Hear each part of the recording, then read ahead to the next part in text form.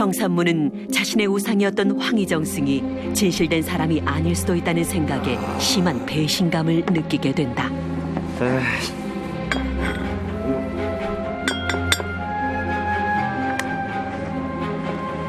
잘 먹었습니다.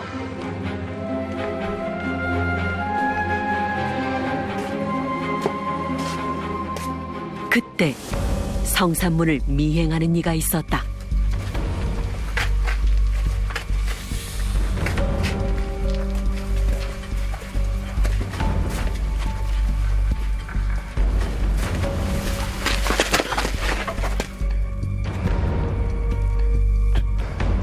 당신은 그때 이 황희대감과 아버지 사이에 대해 미처 드리지 못한 말이 있습니다. 이효문의 아들이 하고자 하는 말은 무엇일까?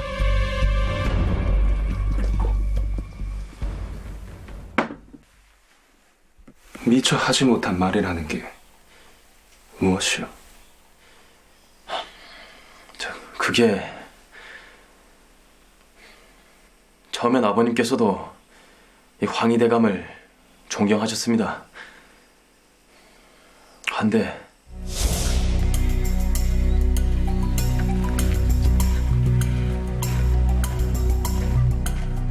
안에서 새는 바가지 밖에서도 샌다더니 사관으로 있을 때는 꾸벅꾸벅 조느라고 바빴고 경감으로 나가서는 나돈 빼돌리고 관비와 간통하느라 정신없었다. 한 번만 봐주십시오. 실수였습니다. 자네 관직 생활은 이걸로 끝이네. 아버님은 결국 파직당하셨고 파직된 이유가 황희대감의 눈밖에 났기 때문이라 여기셨지요. 허면 아버님이 황희대감에 대해 원한을 가지고 있었단 말이오? 예, 그 후부터 사람들을 시켜 대감의 뒤를 조사하셨습니다. 그리고 이거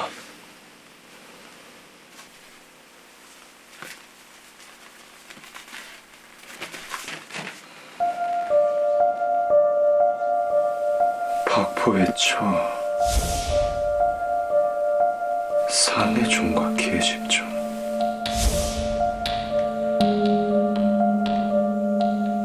중서로 모두 황희정승의 추문에 관련된 사람인데 한데 이게 왜 한 장에 담겨 있는 것이오? 그건 저도 잘 모르겠습니다. 한데 황희대감과 관련됐다면 좋은 일은 아닐 것입니다. 제가 드릴 말씀은 여기까지입니다.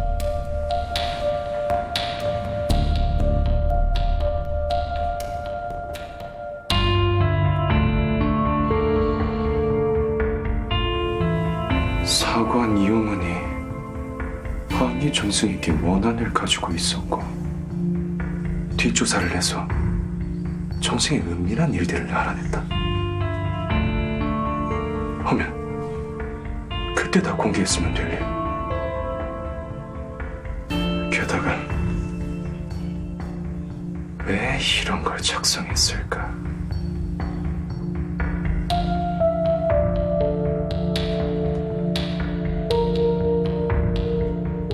설마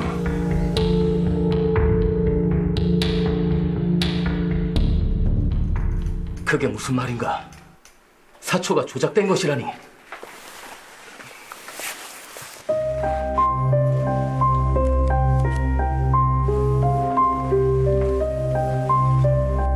황희는 정권을 잡은 여러 해 동안 매관 매직하고 형옥을 팔아 뇌물을 받았다.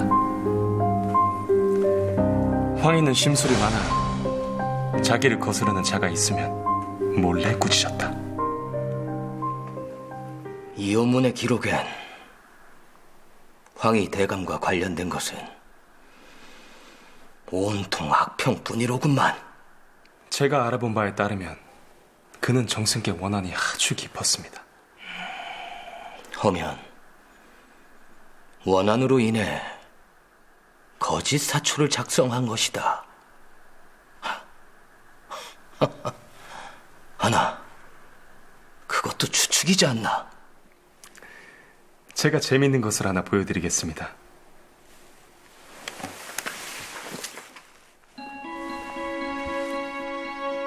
황희 정승에 대해 안 좋게 기록된 부분들입니다. 여기도 있죠. 에휴, 이미 그건 확인했지 않나? 성산문은 왜 다시 이호문의 사초를 꺼내든 것일까?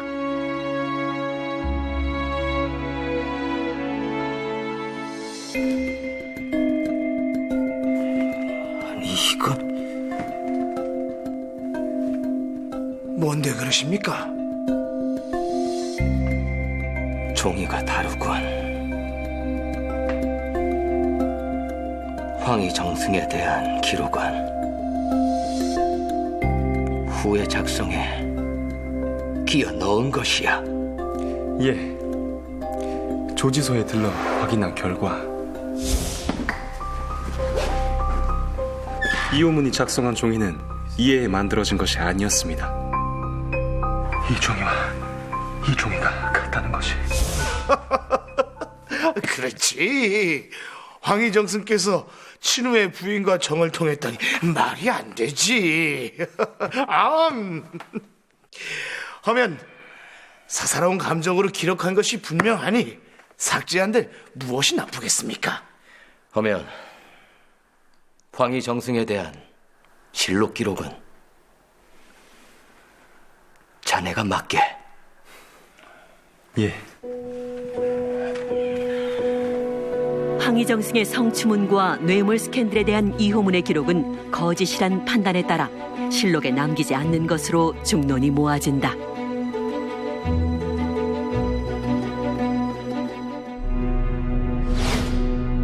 그로부터 몇 달 후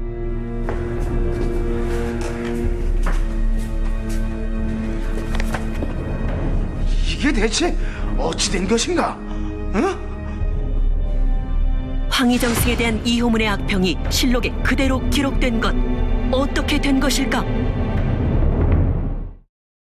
저 역시 황희 정승의 주문은 사실이 아니니 삭제해야 하는 게 옳다 여겼습니다. 한데 사람의 삶은 항상 지혜로워야 하고 정직해야 한다. 지혜로운 사람은 미혹되지 아니하고 정직한 사람은 두려워하지 않는다. 황희 대감께서 만약 이 기록을 보신다면 어찌하셨을까 생각해 봤습니다. 대감께서는 결코 삭제해서는 안 된다 그리 말씀하셨을 겁니다.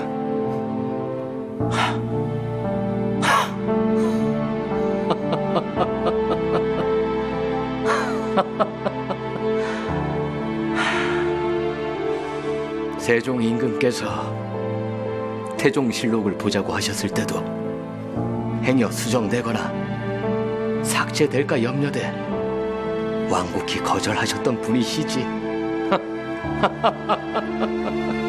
하면 이대로 남기자 이 말씀입니까? 후대인들이 황희정승을 곡해하면 어찌하시려고요? 정승께서는 후대의 평가를 절대 두려워하지 않으실 겁니다.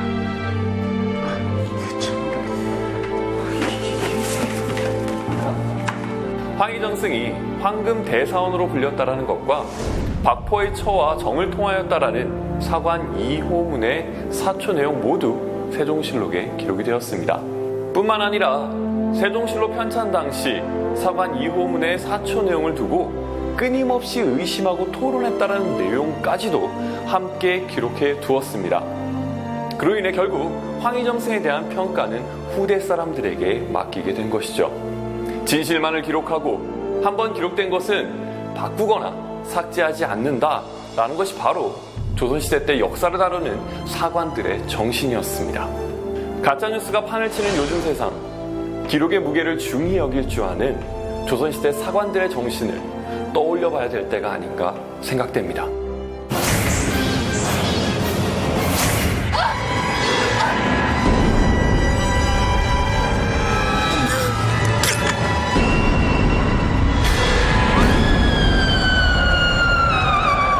기묘한 이야기 기담. 때는 조선 고종 재위기. 무더위로 잠을 설친 사람들이 등골을 서늘하게 만들어줄 무서운 이야기를 기대하며 삼삼오오 모여있다.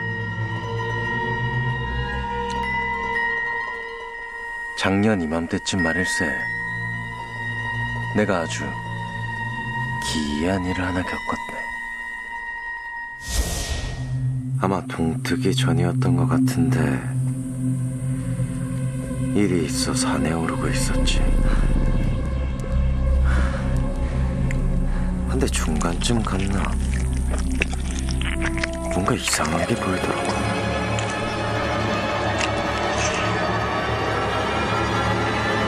긴 손톱하며 송곳니까지. 좀 더 자세히 들여다보니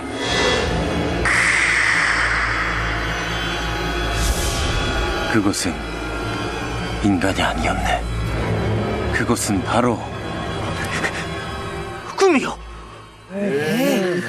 무슨 말씀하시는 거예요? 맞다니까 그러네. 맞죠. 역시 내 그럴 줄 알았어. 이 동네에 꿈효가 있을 줄 알았다고. 그거 농 한 번 한 거 가지고 너무 앞서가지 마시게.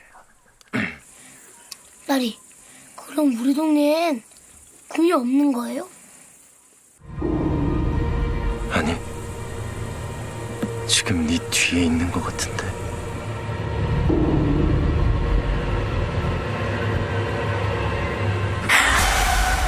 에이, 그게 뭐예요?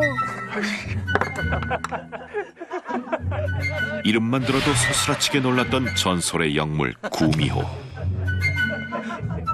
이는 당시 조선의 더운 여름을 버틸 수 있게 해준 원동력이 됐다. 그로부터 며칠 후 마을을 발칵 뒤집는 괴 사건이 벌어지는데,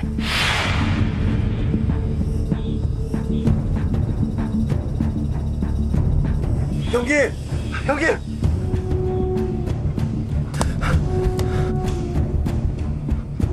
형님, 이게 어찌 된 겁니까? 제 수아가 시체로 발견되다니요. 우선 진정하시게. 아이고, 이거 배를 헤집어 놓은 걸 보니 이거 호랑이 서인 같은데요. 호랑이는 무슨? 지난 몇 년 동안 호랑이 그림자도 못 봤건만. 아니, 이 정도 상처를 내려면 적어도 호랑이.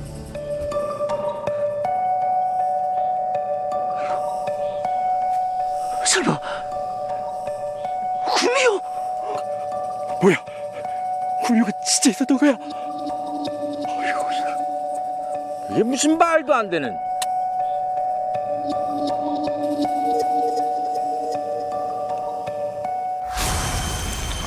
조용하던 마을에서 벌어진 살인 사건, 그리고 그 범인으로 몰린 구미호.